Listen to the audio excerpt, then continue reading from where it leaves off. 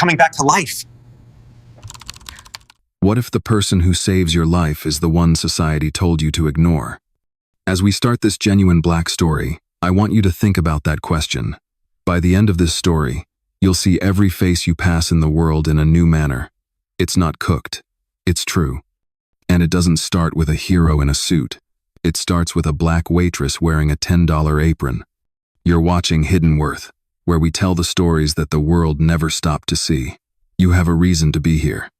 Take a deep breath, subscribe if you haven't already, and let's go back to a moment that changed 2 lives forever. Atlanta. The rain is hitting the sidewalk, a diner that is almost deserted and lit up by flickering neon lights. And in the back booth, where no one could see him, sat a guy no one knew anymore. What is his name? Granger, Elliot. Once a billionaire, a giant. Now he's just a man with a broken world. Olivia Hart rushed through the kitchen doors from across the room. Young, sharp, lovely. A black woman with a smile that could light up a room. But too many people didn't see her. She held a platter, and although her bones were heavy, her hands were steady. Bills, sadness, and giving up. The kinds of problems that never make the news. As she got closer to Elliot, another table laughed, loud and cruel. "Hey, waitress. Bet you can't even spell cappuccino." One of them snapped their fingers, as if she were a piece of furniture. Olivia didn't move. She never did. She was used to not being seen. But not for him. Elliot looked up at that moment, and something changed. He finally heard the silence she carried in a room full of commotion. And what came next? That's why you're here, my friend. Stay with me. Because sometimes the most amazing miracles happen to the most ordinary people. People we've walked by every day without ever seeing. Elliot Granger was more than just a businessman. Fortune magazine made cover stories about men like him. He started Granger Dynamics, a financial enterprise that used to transfer billions of dollars like pocket change. For more than 10 years, his word could change markets, and his signature could make or break businesses. He thought he was untouchable for a long time. But being powerful doesn't keep you from being betrayed. Elliot stood in a glass conference room on the top level of a high-rise in Manhattan, just 72 hours before he sat alone in an Atlanta cafe. 10 people who give advice. 5 lawyers. A very costly bottle of bourbon sat untouched in the corner. The television in front of them flashed red over and over again. Breach of security. Access without permission. Then huge numbers went away. Granger Dynamics lost $1.4 billion in market value in under 2 hours. People who put money into stocks freaked out. The stock market fell. Vultures from the media circled. But the actual knife wasn't money. It was personal. For months, his own CFO, a man he had groomed from intern to executive, had been quietly stealing money from the company. Accounts for shells. Partnerships that aren't real. Trades made by those inside. A full-blown probe by the federal government ensued. And just like that, Elliot lost it all. His business, his house, his wife. The headlines were full of controversy. The fall of Granger and billionaire or bluffer. His buddies stopped talking to him. His lawyer urged him to lay low. His wife took the kids and flew to Denver. Elliot hadn't lost his name yet, even though he was sitting alone in the calm of that greasy spoon cafe. And even that didn't seem like it belonged to him anymore. He hadn't talked to anyone in 2 days. 3 days had passed since he ate. The expensive cologne smell that was still on his clothing was now blended with the heavy smell of failure. He didn't mean to stop at the diner. He didn't even know why he did it. It could have been the rain. It could have been a habit. Or maybe it was something else completely. He sat there with his eyes on the glass, watching the rain distort the streetlights for some reason. No one gave him a second look. And that was different. He would go into a room and feel the energy change. He was now invisible. Until Olivia Hart came over to his table. She had no idea who he was, didn't care. And in a world that only cared about him because of his title, that one instant of indifference felt like kindness. He didn't know it yet, but this wasn't the end of his story. It was the start of someone else's, and it would save them both. Olivia Hart had learned how to stay out of the way. She was only 26, yet she had already learned how to be invisible, how to make herself small in a world that never really made room for her in the first place. She didn't come from a rich family or a long line of wealthy people. She was born in Southwest Atlanta and reared in a 2-bedroom apartment by a single mother who worked as a home health aide and did double shifts. Olivia's childhood was full with used school books, family dinners that were paid for with food assistance, and prayers spoken over bills that were late. But she grinned through it all. She always had a smile on her face. And she was quite smart. She wrote her first app in high school on a borrowed Chromebook from the library. She was the only black woman in her undergraduate computer science class. Professors commended her ability to think clearly, her accuracy, and her determination. But accolades didn't pay for school. Olivia quit school in her junior year to take care of her mother full-time after she was diagnosed with renal failure. The scholarships went away. The internships also ended. She got the first job she could find, which was waiting tables at Magnolia Diner, a 24-hour diner on the outside of town where regulars knew the staff by name and new customers didn't often tip. Some others called her sweetheart, while others didn't say anything at all. She wore her outfit like it was armor. People only seemed to notice her name tag, not her thoughts, not her brain, not her tail. Olivia had learned how to smile even when people were cruel to her. Can I talk to someone who knows English? Didn't know they let you people work here. Smile more, honey. Some nights, the things people said hurt. They bounced off on other evenings. But every night, they stacked up like dust that no one else could see. She still kept an eye on everything. Every customer, every talk, every moment when you aren't being watched. She could see patterns, a brain that wouldn't shut down. And even though no one ever asked, she could have told you which regulars were secretly dating, which ones were hiding something, and which ones were barely keeping it together. That's why she saw when Elliot Granger walked in. Not just the watch or the clothing. She saw how his shoulders drooped, the way his hands shook, the way he looked at his coffee like it might disappear if he blinked. To the rest of the world, he was just another tired guy with a lot going on. Save for Olivia, he appeared like someone who had lost everything, save the will to sit still in the rain. And she knew what that look meant. Olivia Hart had been there too, for most of her life. She had been sitting at a different sort of table, in a different kind of solitude, waiting for someone to notice her. This time, though, she was the one who saw him. There weren't many people in the diner. The rain outside was constant now, and it quietly drummed against the windows like a lullaby that no one had asked for. Olivia went down the aisles quietly and quickly, refilling coffee, wiping down tables, and inspecting her section like she always did. But she couldn't stop looking at the man in the corner booth. He hadn't eaten anything and hadn't glanced up since he sat down. Granger, Elliot. She still didn't know his name. She only knew the quiet that was like a second skin for him. She didn't say anything at first when she got to his table. I just put a new cup of coffee in front of him. He didn't do anything. No blinking. He finally said thanks when she started to walk away. She stopped, then slowly turned back. She said, her voice faint but firm, "Do you ever wonder what it would be like to be invisible?" He was surprised and looked up. "Excuse me?" She shrugged a little. "It's fine if you don't understand. A lot of folks don't." He didn't merely glance at her, he truly stared at her. The line between his eyebrows eased a little. "I think I might," he said. She smiled, not because they were happy, but because they knew. "I can see it in your eyes. You've got the look. Like someone who used to be everywhere. But now you're not sure whether you're even in the same room as everyone else."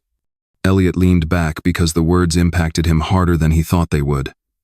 "Yes," he responded after a moment. "That's how it feels." Olivia sat down in the booth across from him. Not to bother. Not to make things better. Just to be there. "I used to think that being invisible was the worst thing in the world," she added in a voice that was just above a whisper. "But lately, I think the real pain comes from only being seen when people need something from you, and didn't pay attention to the remainder of the time." He nodded, but slowly. "Like you only matter when you're useful." "That's right." They sat quietly for a while, not awkwardly, just still, like two people who had finally met someone who understood them. Then Olivia questioned, "Do you think there are people who are invisible?" Elliot didn't respond right away, but when he did, he spoke softly. "I didn't. Not till today. And with that, something little changed. Not enough to give it hope, not yet, but something real, something human. Elliot wasn't alone for the first time in days. And for the first time in years, people finally saw Olivia. The rain has stopped outside. The coffee machine's murmur filled the quiet between Olivia and Elliot like a soundtrack they both hated. Elliot held his coffee cup with both hands. He didn't appear to notice that it had gotten cold. He looked far away, as if he were looking at somewhere far away from the diner. "I had a business," he replied out of the blue. No introduction, no build-up. The weight of a truth he hadn't stated out loud since everything fell apart. Building for 15 years. One day gone. Olivia didn't seem shocked or sorry. She only listened. He went on. "It wasn't the money that broke me. It was understanding that something I made, something I devoted my life for. Nobody cared when it fell apart." She nodded slowly. "Sounds like you still have it." He laughed, but it was exhausted. "I don't know what I'm carrying anymore. I only know that it's hefty." She stopped for a moment, then leaned forward a little. "What if you built something again?" Elliot blinked. "You think it's that easy to come back?" She said, "No. But I think that sometimes, when everything burns down, what you have left is what you need to start over." He gazed at her in confusion. "Start over with what? I don't have a team, no cash, no name. Just a name that isn't even worth saying anymore." Olivia took a little notepad with worn edges out of her apron. She turned it over and slipped it over the table. "You still have this," she said. Elliot picked it up. There was a hasty sketch on the page with hand-drawn boxes, arrows, and annotations in little writing. It was hard, but that was something I knew. "Is this?" Olivia remarked. "A prototype. I read about one of your old patents. The model for detecting fraud using AI? No one ever sold it." Elliot was shocked as he glanced at the drawing. "How did you find out about that?" "I read," she stated simply. "And I don't forget what I read." He stared at her and then back at the page. "Are you saying you think this could work?" She said, "I'm telling you, it might work if you let someone you didn't expect help you." He didn't say anything, but now the hush between them felt different. Elliot Granger wasn't simply holding on to defeat for the first time. He was still hoping for something better. And he had no idea that the waitress sitting across from him was the key to everything. Elliot leaned back and kept looking at the crude design Olivia had just given him. The structure was good, but the lines were not. It was more than sound. It echoed ideas that his own team had spent months arguing about. But this wasn't a digital presentation deck or a corporate whiteboard.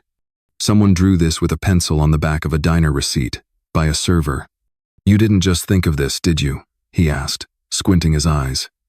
"No," Olivia said in a calm voice. "I've been thinking about things like this for a while. They just never had somebody to exhibit them to."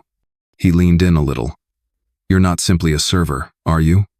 She thought about it, then smiled a little. Not on the defense, not embarrassed, just being honest. "No. I took classes in computer science. Life hit me harder than I thought it would when I was halfway through my degree." Elliot stayed. There was more. He could sense it. "I was good," she said next. "Best in my class. Created an app in my second year of college that showed real-time delays in public transportation. It grabbed the attention of the local news. It even got me an interview with a tech company in DC. "Well, what happened? Why?" he asked. "My mom got sick, very unwell. Dialysis, a lot more surgeries, and insurance that didn't cover half of it. I quit school to look after her. Came back here. I took any job I could find." Elliot nodded slowly as he thought about it. "I applied for every entry-level tech job in the city," she stated in a low voice. "But all it takes is a gap on your resume and a name from the wrong zip code. You got ghosted." She responded, "Over and over. I'd go to interviews and see their faces change as soon as they saw mine. They would smile, shake my hand, and then mentally shred my resume." Elliot looked at the sketch again. The lines, the structure, and the reasoning. It wasn't just skill. It was instinctive. Olivia didn't simply know how to use the technology. She lived it.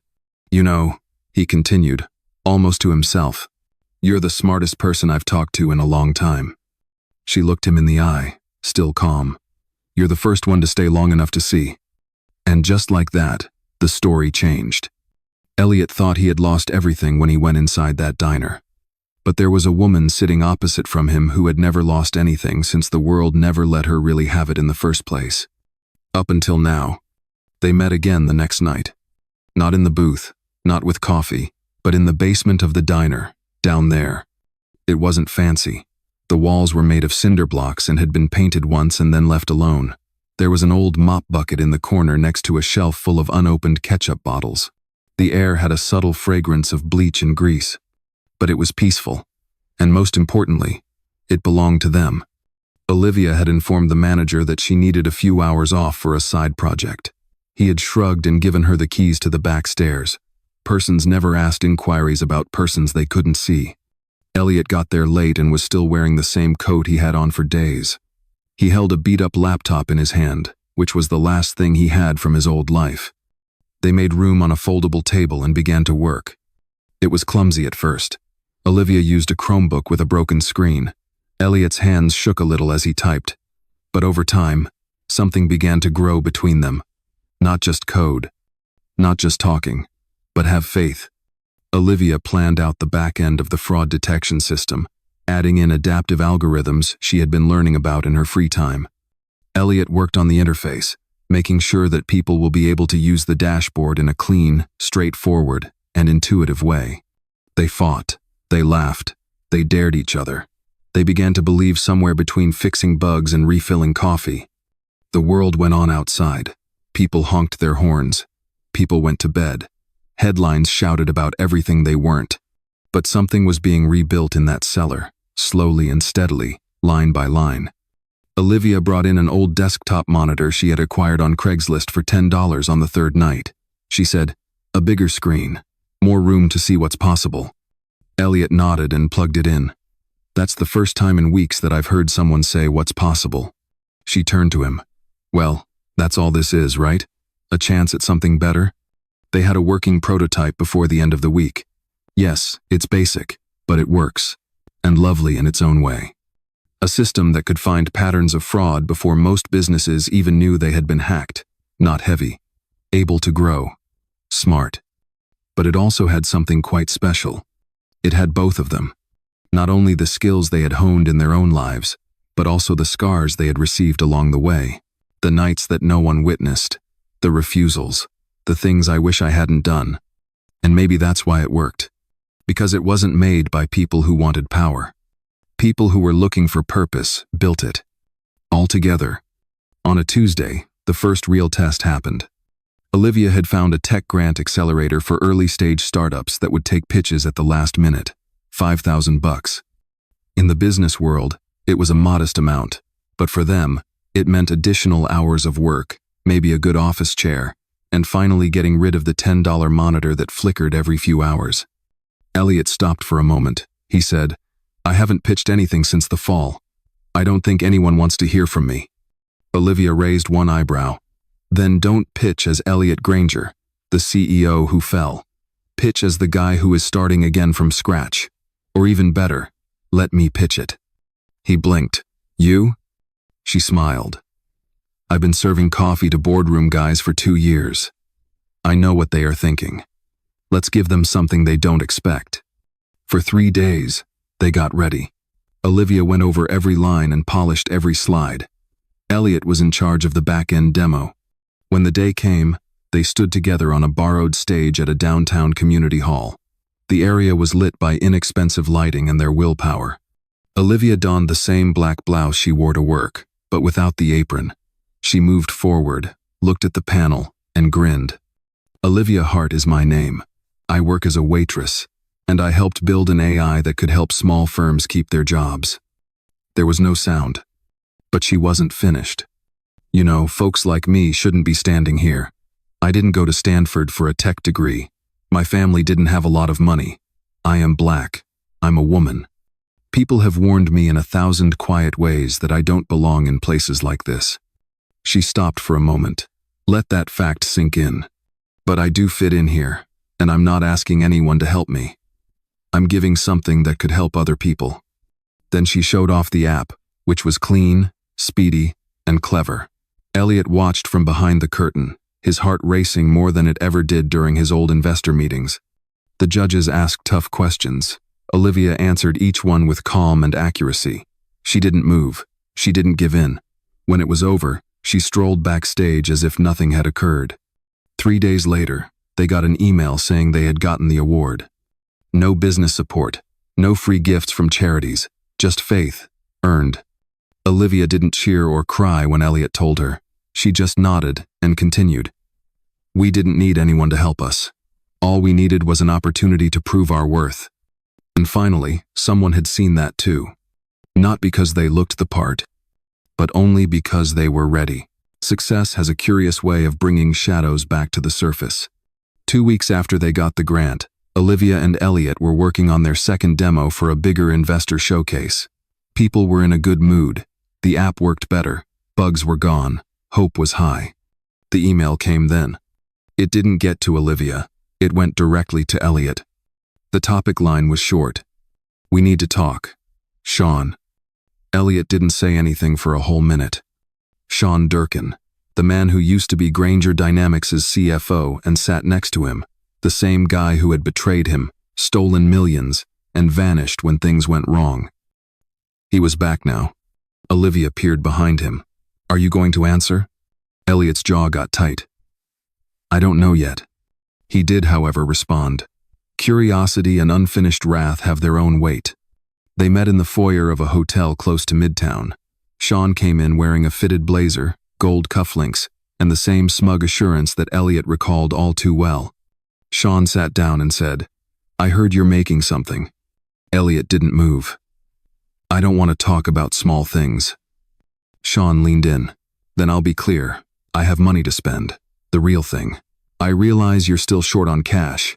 You and your waitress friend can't make that app bigger on your own. I can work with you, half and half. We give it a new name. I bring in my people. We go all out." Elliot's blood boiled. "You think I'd work with the guy who ruined my business again?" Sean smiled and didn't care. "You won't get another chance like this. You still don't have the faith of investors, but they have faith in me. I still look the same. That matters." That last line remained with me. They believe in me. I still look the part. It wasn't only about Elliot. It was Olivia, how the world perceived her. And what Sean truly meant, without saying it, was that a person like her shouldn't be on a founder's slide deck. Elliot got up. "This isn't your story anymore. And it never will be." He left without saying goodbye. Olivia didn't seem startled when he told her what happened. "They always come back when they smell success," she added. "But this time we're ready." And they were. This time, the power wasn't only in the goods. It was about who made it. And no one, not even an old ghost in a fine suit, was going to take that away. The narrative wasn't meant to spread like wildfire. A lady named Dana West, a reporter for the Atlanta Weekly, went to the pitch event after hearing about a former billionaire trying to crawl back from rock bottom. But when she got there, Elliot wasn't the one who attracted her eye. Olivia was the one. Dana listened to her talk, heard her pitch, and most importantly, she saw something in Olivia that she hadn't seen in a long time. Realness, grit, brilliance. She wanted a quick interview. Olivia said yes, but she was a little unsure and always polite. The next morning, the piece had a subdued headline. Ex-waitress creates AI that will change the game for small businesses. It went off that afternoon. The story made the news in the area within hours. After that, national tech sites wrote about it. Then there was CNN, NBC, and TechCrunch. Quick company. Everyone wanted the angle. A black lady from the service industry messing with financial tech. People didn't simply read it, they told others about it. There were pictures of Olivia all throughout the place. But the headlines were too, and not all of them were nice. The waitress and the billionaire. Is this just another story of redemption? Is this app even possible without his name? Some others called her a hero. Some people doubted her qualifications. Some people thought it was all just a way to get attention. But Olivia didn't move. People had always thought she was less than she was. She wasn't going to stop now. The important thing was that people were now paying attention, not just to her but to other people like her. Girls, creators who are Black, people who used to work in service with great ideas. One interview stood out from the rest. A nationwide morning show interview when the host asked, "Olivia, what would you say to individuals who think you were just lucky to be in the right place at the right time?" Olivia smiled softly and continued, "For years, I was in the wrong place at the right time. That's what people don't talk about. But being thought of as less, that got me ready for when the time arrived." The video spread like wildfire. A lot of views, a lot of comments. People all throughout the country started to tell their own stories of being ignored, unheard, and not given enough credit. Olivia was more than just a co-founder. She was a symbol.